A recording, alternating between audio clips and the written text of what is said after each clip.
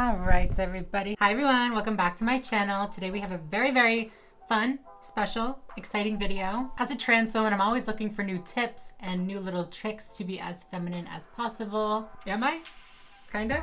Sometimes, it's just a little hard to figure out. It's just hard to navigate the ways of femininity.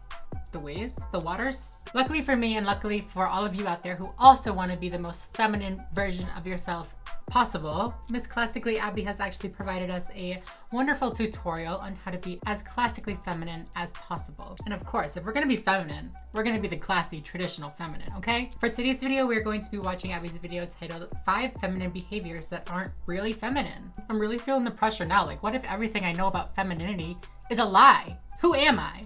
What have I been doing? Damn. I post new videos every week here on my channel, so if you are not subscribed, go ahead and do that right now. I'll wait for you. Go ahead. Are you done? Thank you very much. Make sure to follow me on Instagram, Twitter, TikTok, all those different places. But yeah, with no further ado, let's get right on into it. We have a lot to learn.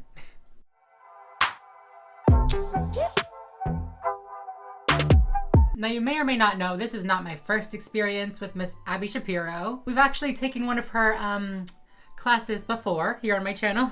I truly learned a lot. It was a very monumental day for me. A lot changed. I was really set on a new path of womanhood, and it's been lovely.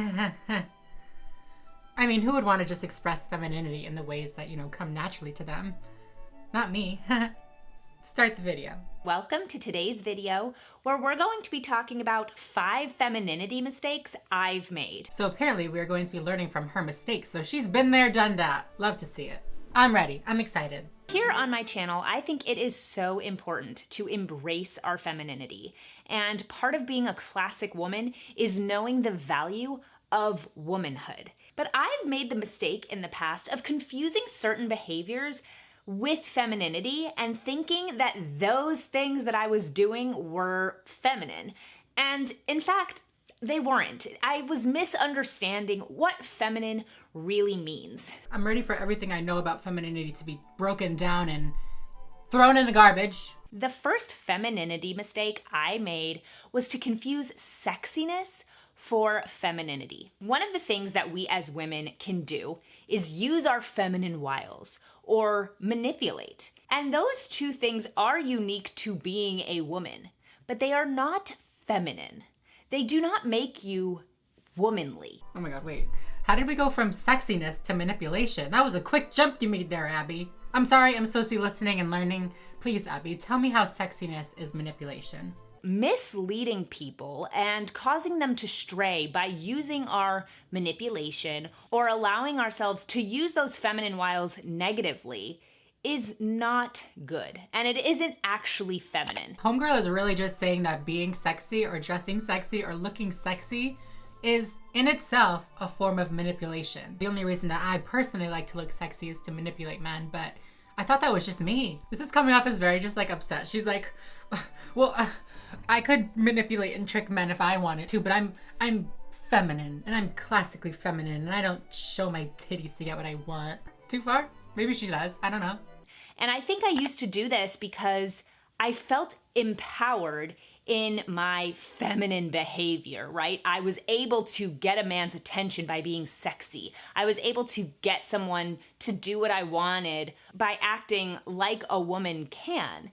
But at the end of the day, those things weren't really embracing my femininity, because there's a difference between embracing femininity and abusing femininity. And I definitely abused femininity. Good to know, sister. Can't be abusing our femininity up in here. That's a good point. Sorry, my eye's just watering. Let me just Q-tip my eye real quick. Should I just let my eyeliner come off? Is this considered abuse? My makeup is abused? I'm sorry, I'll take it off. No, I won't. It's so cute. Abby, if some mascara and lip gloss, which is all that I have on right now, by the way, if that's abuse, send me to jail. Lock me up. And in today's modern society, being sexy, using your feminine wiles, manipulating are all under the title of feminine behaviors, instead of recognizing that women can do those things uniquely, but it is not a feminine thing to do. It doesn't make use of our femininity in the most positive way. Number 2. If my eyeliner lets me look cute and get things that I want from men, Like, I feel like that's just like a win-win, no? I feel like we should be celebrating that. Am I wrong? I mean, I didn't dress this way with the intention of manipulating men, but if a man is manipulated in the process, I can't make the joke. I have to move on. Number 2 is being vain. I used to take way too much time with my hair, way too much time with my makeup. And, you know, I don't think it's bad to do those things, to take care of yourself, or if it's something that brings you a little bit of joy, but doing it to look good all the time and needing to look amazing in all photos and being really kind of vain, those are not feminine qualities. A feminine woman embraces her beauty and knows how to accentuate it, but she doesn't rely on her looks to define her. And vanity can really make you think less of your personality because you're so dependent on people thinking you look beautiful that you don't actually give yourself credit for being who you are. And again, I think this is a really easy femininity mistake to fall into in today's day and age, where you think that looks make you feminine. Oh, don't worry, girl. My personality's a 10 and my looks are a 10. I know that. It's fine. She's like, don't forget about your personality, girl. Don't get so caught up in your looks that you forget that you have an amazing personality. I didn't forget. Who's forgetting? Not me. Did you forget? I'll remind you. I'm not telling Abby how long I took on my hair. I'm not telling her. And taking care of your beauty, encouraging your beauty, that's great. That is feminine.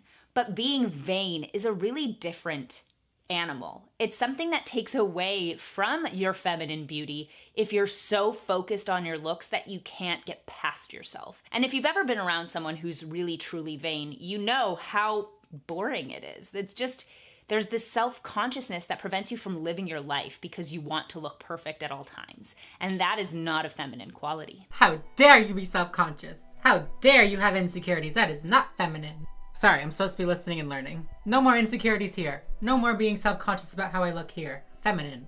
Dang, Abby, how do you do it? Somebody should have told me this sooner. I've tried everything to get my self-consciousness to go away, but in the name of femininity, in the name of being feminine, instantly vanished. Number 3 is thinking weakness is feminine. I used to think that kind of giving in to my weakness was a feminine thing to do because women are physically weaker than men.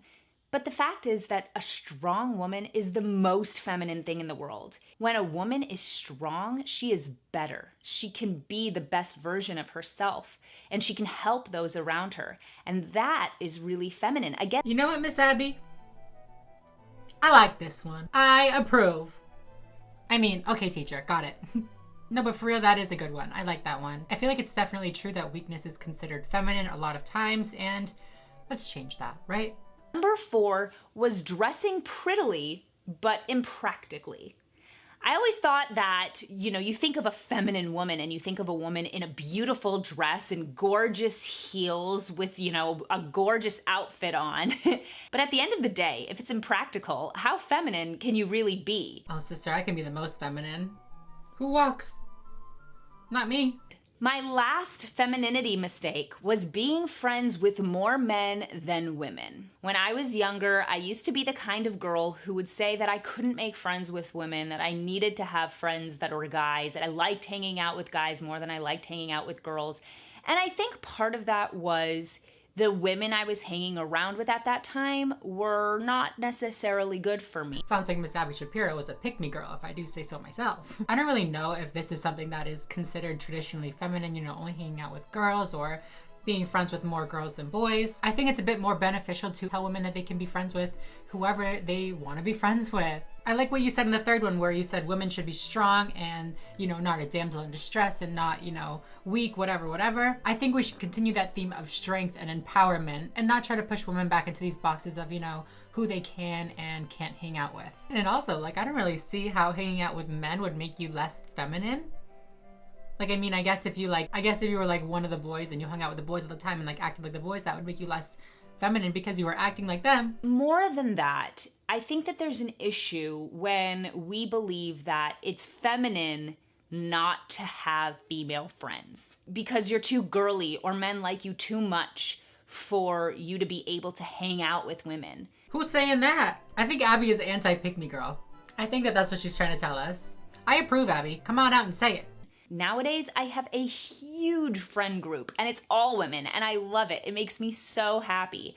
And this is real femininity. This is the greatest thing that I can give myself as a woman, is having other women I can talk to about life, about what we're going through. I'm just gonna say agree to disagree. Don't get me wrong, I'm happy she found her, supportive friend group and everything like that, but it's a little bit anti-men if you ask me. Abby, I'm gonna get the men's rights activists to come and attack you, sister. No, I'm just kidding. I'm kidding. Don't get me in trouble for that. That was a joke. I'm kidding. I'm not gonna get anybody on anybody. I don't know anybody. I don't know nothing about nothing. I don't know anybody. I especially don't know any men's rights activists. But anyways, you guys, that was the last tip that Miss Abby had for us today. I don't know about you, but I feel like a changed woman. I feel like I now have the tools that I need to be the most feminine version of myself possible, and I don't know, it's just the beginning of a new chapter, and I'm just really, really excited for it. Thank you so much, Abby Shapiro, for, giving me these tools and this guidance on how to be a more feminine, or a more truly feminine version of myself. I'll be sure to throw away my eyeliner and all my eyelashes and stuff, and change my hair routine so it doesn't take as long. Whatever I need to do. Just kidding. Anyways, that is the end of Abby's video, like I said, and that is the end of this video as well. Moral of the story: you can define your own femininity. How about that? If your form of femininity fits how you feel about yourself, then it is perfect. I think that's a good little final statement to say, yeah? Okay. If you guys like this video, please make sure to give it a thumbs up down below. I post every week here on my channel, so make sure to subscribe if you are not already and you would like to be. Yeah, other than that, I think I'm going to go. So thank you all so much for watching, and I will see you in the next video. Bye, everyone.